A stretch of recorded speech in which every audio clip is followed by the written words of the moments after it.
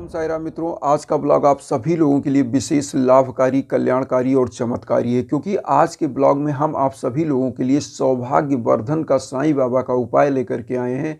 और ये माँ वैभव लक्ष्मी और साईं बाबा का एक ऐसा उपाय है कि जिन परिवारों में ये उपाय किया जाता है उनके घर पर साक्षात साईं बाबा की कृपा बरसती है और माँ वैभव लक्ष्मी अपने आप दौड़ते हुए इस घर में प्रवेश करती हैं, क्योंकि इस उपाय के द्वारा आपके घर में आपसी सामंजस्य और समरसता बनता है। और रामायण में भी ये चीज़ लिखा हुआ है कि जहाँ सुमति तहाँ संपत्ति नाना, जहाँ कुमति तहाँ विपत्ति निधाना।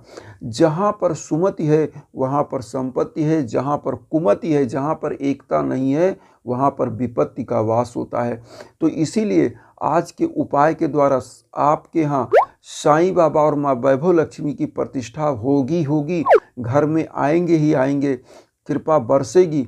और उसके पहले इस उपाय के द्वारा आपके घर में जो सामंजस्य की कमी है उस कमी को पूरा करने के लिए उपाय है। और उसके बाद आपके घर की निगेटिव ऊर्जा समाप्त होगी।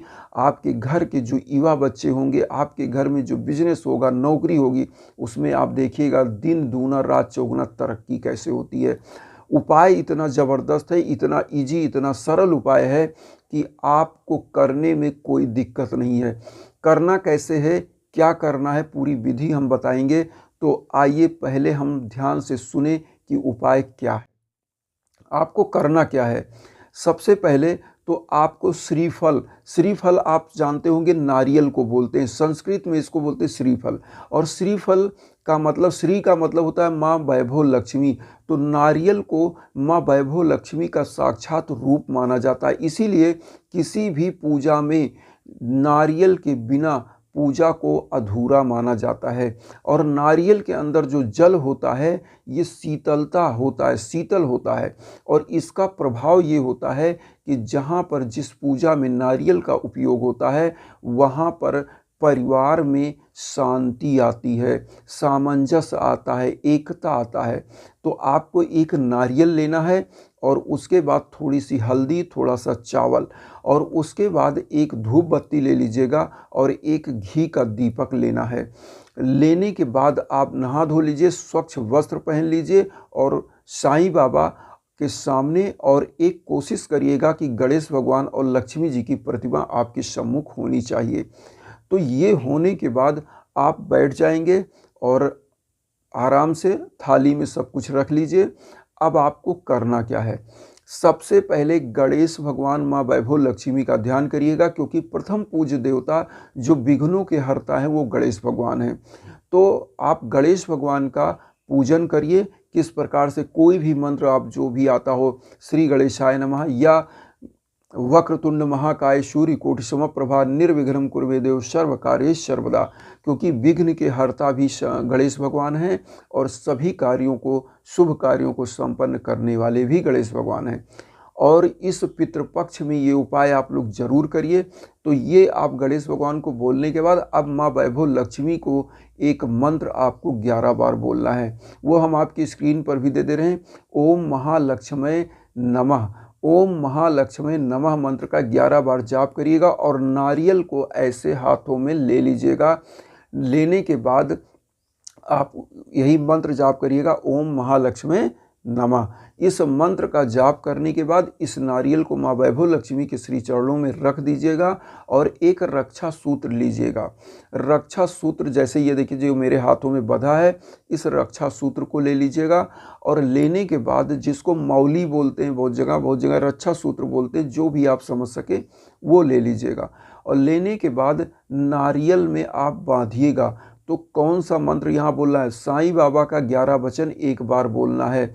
साईं बाबा का 11 वचन मैं बता दूं, जो शिरडी में आएगा आपद दूर भगाएगा, चढ़ी समाधि की सीढ़ी पर, पैर तले दुख की पीढ़ी पर, त्याग शरीर चला जाऊंगा, भक्त हेतु दौड़ा आऊँगा, मन में रखना दृढ़ विश्वास, करे समाधि पूरी आस, मुझे सदा जीवित ही जानो, अनुभव करो सत्य पहचानो, मेरी सरला खाली जाए हो तो कोई मुझे बताए, जैसा भाव रहा जिस जन का वैसा रूप हुआ मेरे मन का, भार तुम्हारा मुझ पर होगा, वचन न मेरा झूठा होगा, असहायता लो भरपूर जो मांगा हुआ नहीं है दूर, मुझ में लीन वचन बन काया, उसका ऋण ना कभी चुकाया, धन धन वा भक्त अनन मेरी शरण तज लय नन। तो ये साईं बाबा का 11 वचन बोलिएगा और उसमें मौली लपेट दीजिएगा। और लपेटने के बाद आप इस नारियल को माँ वैभव लक्ष्मी के श्री चरणों में रखिएगा और 11 रुपये अब आपको लेना है। 11 रुपये आप ध्यान रखिएगा, ये सौभाग्य का 11 रुपये होगा। इस 11 रुपये को हाथ में ऐसे दोनों हाथ में रख लीजिए बीच में, और थोड़ा सा चावल और हल्दी रख लीजिए उसी हाथ में। अब साईं बाबा के सम्मुख आप क्या करेंगे कि साईं बाबा के सम्मुख ओम रिद्धि सिद्धिदाय नमः, ओम रिद्धि सिद्धिदाय नमः मंत्र का 11 बार जाप करेंगे। ओम रिद्धि सिद्धिदाय नमः, जो हम आपकी स्क्रीन पर भी दे रहे हैं, इस मंत्र का आप जाप करिएगा 11 बार और साईं बाबा के श्री चरणों में ये 11 रुपये आप चढ़ा दीजिएगा। चढ़ाने के बाद अब आप क्या करिएगा, वो घी का दीपक जलाइए और अगरबत्ती धूप बत्ती जो आप रखें वो जला लीजिए। और करने के बाद धूप बत्ती जलाइए और माँ वैभव लक्ष्मी का ध्यान करिए, गणेश भगवान का ध्यान करिए, साईं बाबा का ध्यान करिए। ध्यान इस प्रकार से करिए कि आप सोचिए, गणेश भगवान को एक बार बोलिए प्रणाम, माँ वैभव लक्ष्मी को प्रणाम बोलिए और साईं बाबा का ध्यान करना है, क्योंकि ये विशेष उपाय साईं बाबा का है और माँ वैभव लक्ष्मी का है। तो आपको ध्यान ये करना है कि आप शिरडी में बैठे हुए हैं बाबा के सम्मुख, और अपने घर की जितनी समस्या आपको समझ में आए, आपके दिमाग में जो है, वो सब बाबा के सम्मुख मानसिक रूप से आप बोलते रहिए, अंदर मन में बोलते रहिए कि बाबा मेरे परिवार में धन की कमी है, निर्धनता है, इसको दूर करिए, परिवार में बच्चों में सामंजस्य लाइए, शांति लाइए, घर परिवार के लोगों को सफल करिए। जो भी आपको बोलना है सब बोल दीजिए। ऐसा बोलिए कि लगे कि आप साईं बाबा से ही सब कुछ सम्मुख उनके बोल रहे हैं और बाबा के शिरडी में साक्षात आप बैठे हैं उनके सम्मुख। ऐसा बोलने के बाद 11 रुपये जो आपने चढ़ाया है ये सब वहाँ पर चढ़ा रहेगा। जो अक्षत लिया है, चावल वाला, हल्दी लिया है, इससे पहले गणेश भगवान को चंदन करिए, माँ लक्ष्मी को, फिर साईं बाबा को चंदन करके उसके बाद इसी चावल से, हल्दी से क्या करिए कि उसी जो आपने रुपया चढ़ाया उस पर थोड़ा डालिए और नारियल पे थोड़ा सा अक्षत डाल दीजिए। उसके बाद खुद को चंदन कर लीजिए और चंदन करने के बाद क्या करना है अब आप ये समझिए, क्योंकि सब कुछ आपने कर लिया। अब आपको करना क्या है, ये जो नारियल आपने चढ़ाया है इसको ध्यान रखिएगा, नारियल आपको उसी दिन नहीं उठाना है, नारियल आपको शुक्रवार को उठाना है। बृहस्पतिवार को आपने पूजा किया, शुक्रवार को आपको नारियल उठाना है। शुक्रवार को नारियल उठाइए, इसको एक पीले कपड़े में लपेट दीजिए और ऐसे जगह छुपा कर रख दीजिएगा कि जीवन में जब तक आपको लगे कि ना कि नारियल खराब हो गया है, बेकार हो गया, तब तक मत हटाइए।